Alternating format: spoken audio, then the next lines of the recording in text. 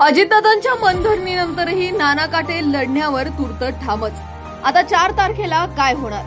अजितदादा आणि नाना काटे व समर्थक कार्यकर्ते पदाधिकाऱ्यांत 1.5 तास चर्चा, पण फलनिष्पत्ती काहीच नाही।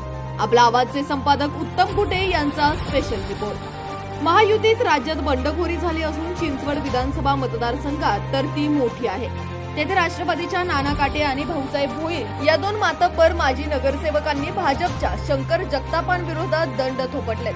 त्यांच्यातील काटेंच्या पिंपरी सौदागर येथील बंगल्यावर जाऊन अजित पवार यांनी त्यांची व त्यांच्या समर्थकांची 1.5 तास आज मनधरणी केली, पण त्यानंतरही लढण्यावर ठाम असल्याचे काटेंनी सांगितले। त्यातून चिंचवडची लढत बहुरंगी होणार असल्याचे संकेत मिळाले।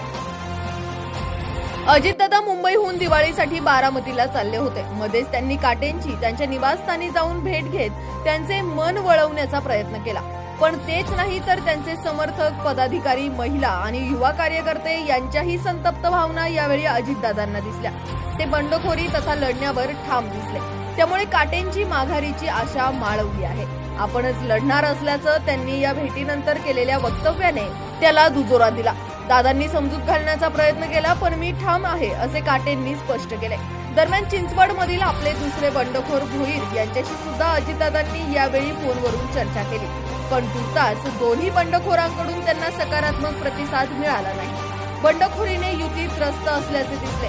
त्यामुळे राज्यातील बंडखोरी शमवण्यासाठी युतीच्या 3ही पक्षांच्या नेत्यांची काल मुंबईत बैठक झाली। त्यात कोणी कोणाला थांबवायचे आणि समंजस भूमिका घेण्यासह कठोर कारवाई करण्याबाबतही या बैठकीत चर्चा झाली, असे अजितदादा म्हणाले।